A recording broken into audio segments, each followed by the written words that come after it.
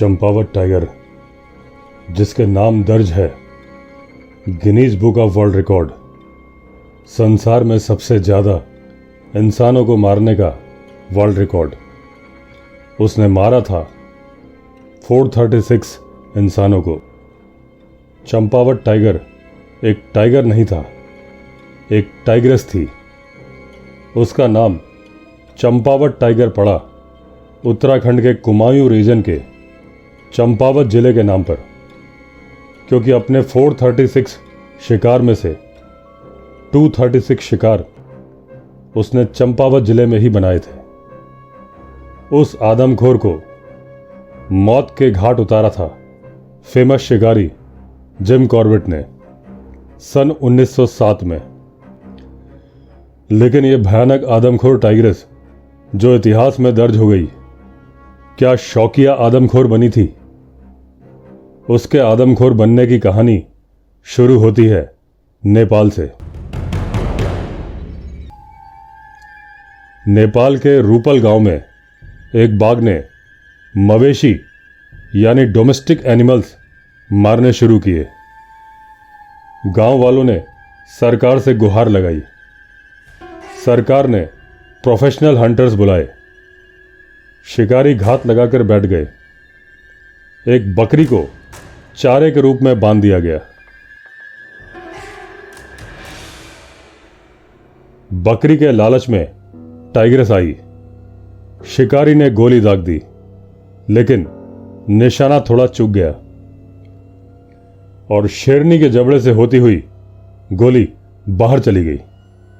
शेरनी ने शिकारी को देख लिया था और शेर यानी टाइगर बदला लेने के लिए कुख्यात है, और इस तरह से जानवरों को मारने वाली शेरनी बन गई आदमखोर। आदमखोर बनने के लिए दो वजह थी, एक तो बदले की आग और दूसरा मजबूरी, क्योंकि शिकारी की गोली से टाइग्रेस का केनाइन दांत टूट चुका था, यानी अब उसके लिए जानवरों को मारना संभव नहीं था। अब इंसान ही उसका बदला था और इंसान ही उसका भोजन। कुछ ही सालों में नेपाल में टाइग्रेस ने 200 इंसान मार दिए। नेपाली आर्मी बुलाई गई, लेकिन वो टाइग्रेस बहुत चालाक थी। वो हर बार चकमा दे जाती थी या शिकारी को ही शिकार बना लेती थी। हार कर नेपाली आर्मी ने एक मैसिव बीट ऑर्गेनाइज करके टाइग्रेस को 3 तरफ से घेर के ढोल नगाड़े बजाकर मार्च किया। 3 तरफ से शोर शराबे और भीड़ आने से टाइग्रेस एक ही दिशा में भागी, और वो दिशा थी भारत की दिशा।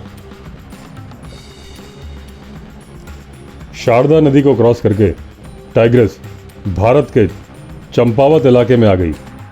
सिर्फ देश बदला था, उसकी हरकतें नहीं, और उसने इंसानों को मारने का सिलसिला भारत में भी जारी रखा। उसने चालाकी की सारी हदें पार कर दी। वो औरतों और बच्चों को ही शिकार बनाना पसंद करती थी। उसके ज़्यादातर शिकार जवान औरतें और बच्चे थे जो लकड़ी बीनने जंगल में जाते थे। और चालाक टाइग्रेस रात में अपनी टेरिटरी बदल लेती थी, यानी पिछला शिकार जहां किया वहां से 30-40 किलोमीटर दूर अगला शिकार। जब तक वहां घेराबंदी की जाती, टाइग्रेस रात में ही 30 किलोमीटर दूर तक जाके अपना ठिकाना बदल लेती। चंपावत टाइग्रेस, जो कि रॉयल बंगाल टाइगर थी, अब साइबेरियन टाइगर की तरह बर्ताव कर रही थी, यानी लार्ज टेरिटरी और अव्वल दर्जे की चालाकी। और तो और, क्योंकि रात में इंसान घर में रहते थे, वो टाइग्रेस ने अपने सारे शिकार दिन में किए थे। अब गांव में कर्फ्यू जैसे हालात हो गए थे। लोगों ने घर से निकलना बंद कर दिया, क्योंकि चंपावत टाइग्रेस जंगल से दहाड़कर अपने होने का ऐलान भी करती थी, जैसा बदला लेने की मुनादी कर रही हो। ब्रिटिश सरकार ने सन 1907 में जिम कॉर्बेट को टाइग्रेस को मारने की जिम्मेदारी सौंपी। जिम कॉर्बेट के आते ही टाइग्रेस ने फुंगर गांव में अपना अगला शिकार बनाया। एक 16 साल की लड़की को, जिसका नाम था प्रेमका देवी। उस लड़की के खून के धब्बों से जिम कॉर्बेट ने टाइग्रेस का पीछा किया। टाइग्रेस को जिम कॉर्बेट के आने की भनक लग गई थी। वो इंतजार में थी। जिम कॉर्बेट के दिखते ही टाइग्रेस ने हमला कर दिया। जिम कॉर्बेट ने 2 फायर किए तो टाइग्रेस डर कर भाग गई। जिम कॉर्बेट भी गांव वापस लौट आए, नई रणनीति बनाने के लिए।